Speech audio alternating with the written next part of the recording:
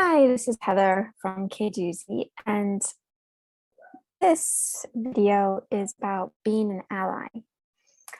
It's just my particular perspective as a woman, as someone with Latina heritage.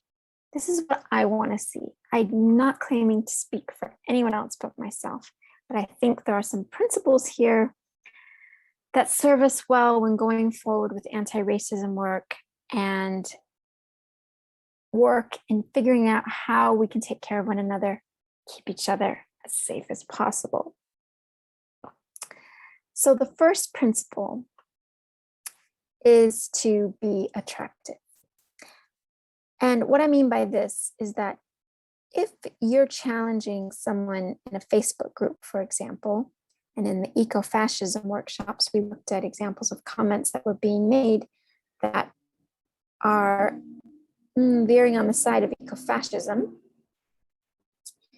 We want to be able to look at someone who interrupts that or interrupts racism or sexism or any other kind of oppressive behavior, and they look so skilled at it that they're attractive.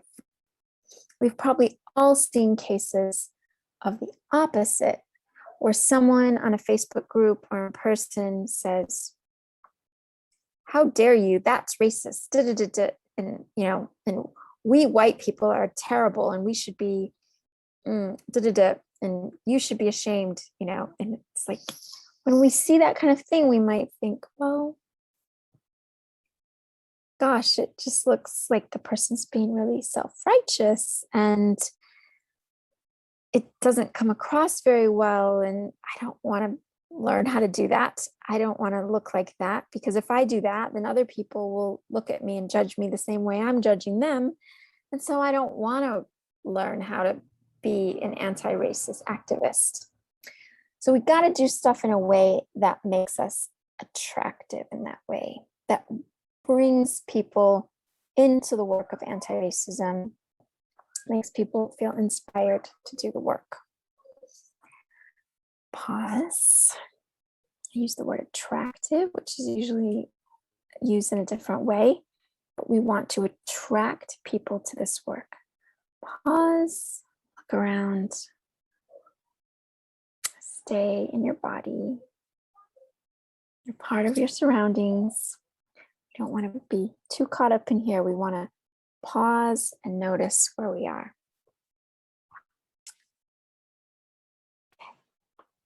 The next principle is to be humble. Most likely, we were brought up in households that were oppressive. Adultists toward children, thinking that children don't know enough, they're not fully human yet, that they need to listen to what they're told and not question. That's very oppressive behavior. There was likely sexism in our house. There will likely have been racism in our house, whether it's because we come from a multiracial background in our own house, or because people were acting out racism on each other, or because the people in our house were showing their racism towards other people outside the house. So we've been well trained in the white supremacy culture and in racism, sexism, etc. And so if we're now coming to a place of awareness, we want to do something about it, let's remember to be humble, because we've all been in that place where we did the wrong thing, or we didn't know enough yet. So stay humble about our own vulnerability in this way. Otherwise, we could cross really arrogant and self-righteous, and that's not attractive. Humility. Now, if you're in the Facebook group, you can reflect on each of these principles in the guide for being an ally, or if you're interested in doing this work as a group with people you know, you could book a workshop. Workshops are free or by donation. Okay, the next principle is to be curious. We can't be sure that we understand what the other person is trying to say. We might have got it wrong. And we want to have an attitude of humility and curiosity. Like, it sounds like you're saying, etc., etc. And I'm just curious to know if that's what you meant to say, because it comes across. So you're humble and you're curious about what's being said.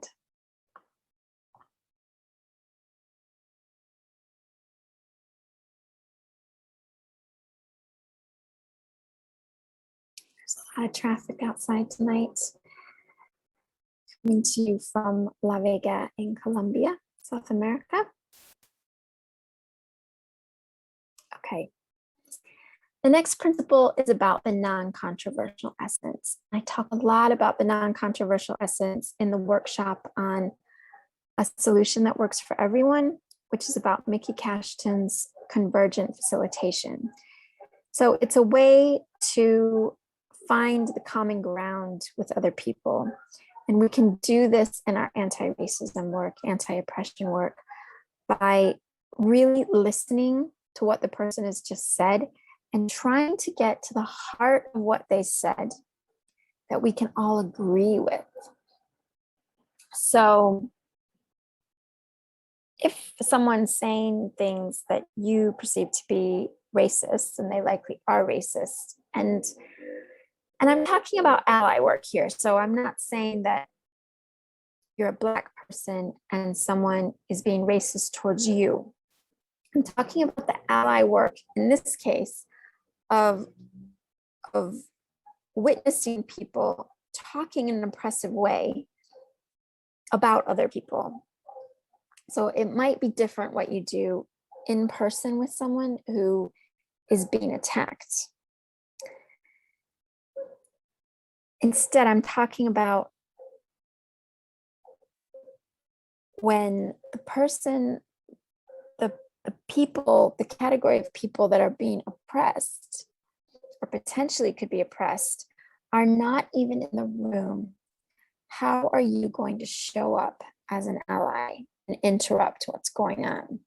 And so the non-controversial essence is a way of saying, it sounds like you're afraid that they're going to be violent. And I know that we all want to be safe. Or it sounds like you're afraid, or it sounds like you don't like it when people get angry. It makes you feel unsafe. You know, you're getting down to a level where there's some agreement, because starting with agreement, and then you'll be able to offer more information. So, you know, this kind of thing definitely works better if you're like in a Facebook group and you can bring examples. Or if you're doing the workshop, you can bring examples and we can discuss them, because everyone's got examples. So I really do encourage you to not just stick with this video as your only resource for this, that you actually want to do this work with other people. So the non-controversial essence is about listening and about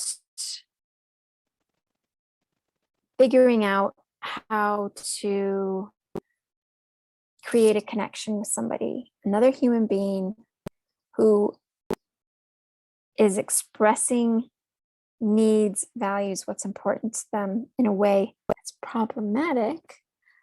But if you get it down to what's at the root, you will find that agreement.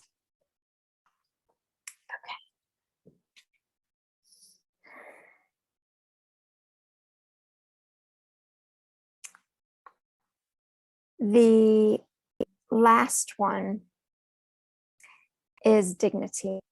And I alluded to this at the beginning when I said that someone could say, oh, we white people are so terrible. Look at what we've done to kids, to etc. It was an African American who said that in a workshop I was in, that he wants to see white people show their dignity. And this is about saying, because if we start to say how terrible we are, we're centering ourselves. We're centering, the narrative that we're giving about this.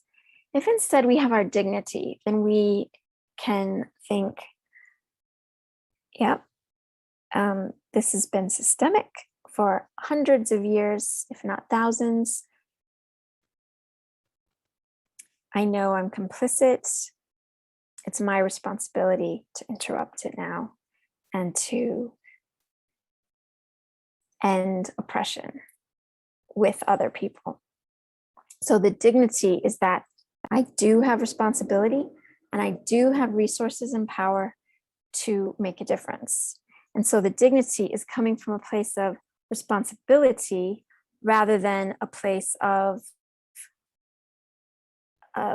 centering the whiteness or centering the oppression and not centering the power and the commitment to actually do something about it.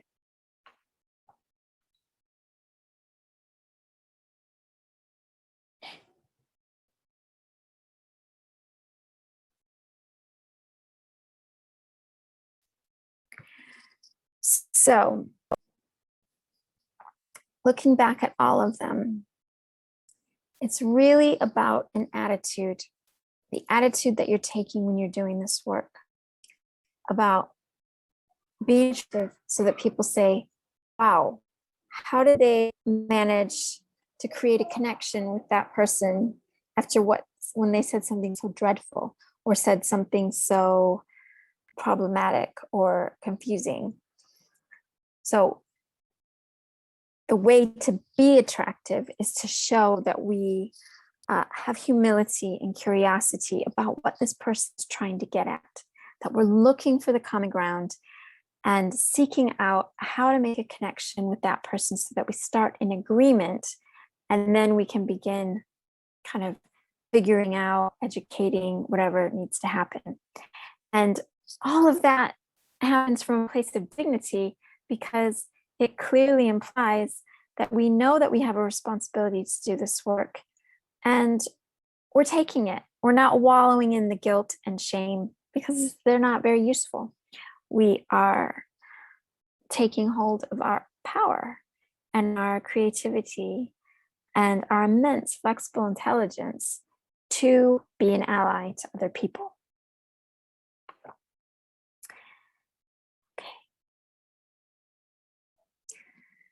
This workshop video goes by very quickly because normally there's so much space for people to give examples. So once again, I really encourage you to seek out community to do this work, whether it's through our Facebook group or through a workshop or through a reading group or something that you're starting. And lastly, before we close this video, I want to talk about accomplishing. In some places, the word accomplishing is starting to be used instead of the word ally. And I want to make sure that we save the word accomplishing for what it actually means. I've heard it being used to say a white person is an accomplice in the workplace if they're helping to promote equality, diversity policies. That's what a good ally should do, right? It's you're using your privilege, your access to power to make the place better, make the workplace better, more inclusive, etc. That's being a good ally, and we do need to be good allies. The word accomplice applies a crime has been committed, or is being committed, or will be committed. And that's what an accomplice is. It is someone who breaks the law with someone else.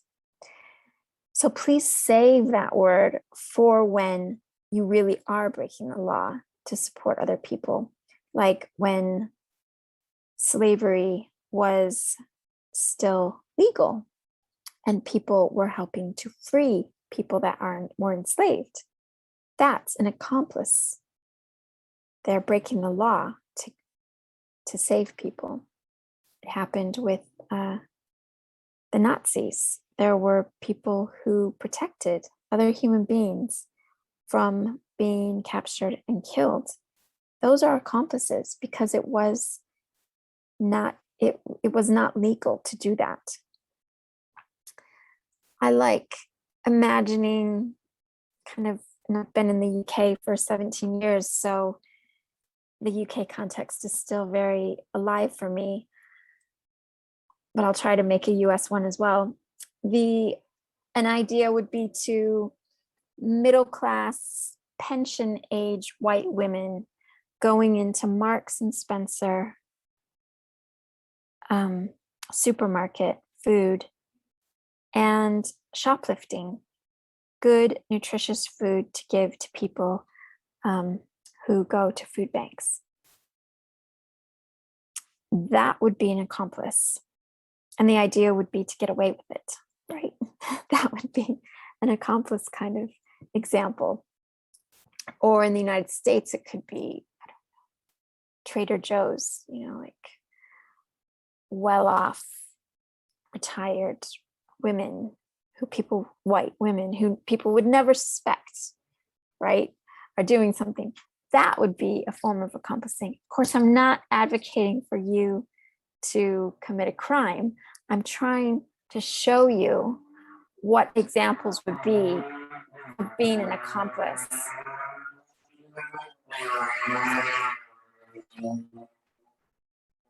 That's a really loud motorbike. Okay, so hold on to the word ally for what it is. Keep it firm and don't change it to the word accomplice unless you're talking about criminal activity. Okay. That might give you some pause for thought. And I hope that you've taken away some ideas for how to approach this work. We'll see this come up in other workshops. I invite you to consider joining the Facebook group if you're not already there. There's a guide to each of the workshop themes so that you can reflect and discuss these ideas with people who've taken the workshop or have watched the videos as well. You can also book a workshop, as I've said before, through the website. And please, if you have any spare money to go towards this work that we're doing here in Colombia, I really appreciate it. The cost of living is quite low here, which means British pounds and US dollars go really far. So even a little bit helps. You can go to the website to make a donation, or you can use PayPal. And my PayPal account is HeatherLuna1. Thank you very much, and see you in the next workshop.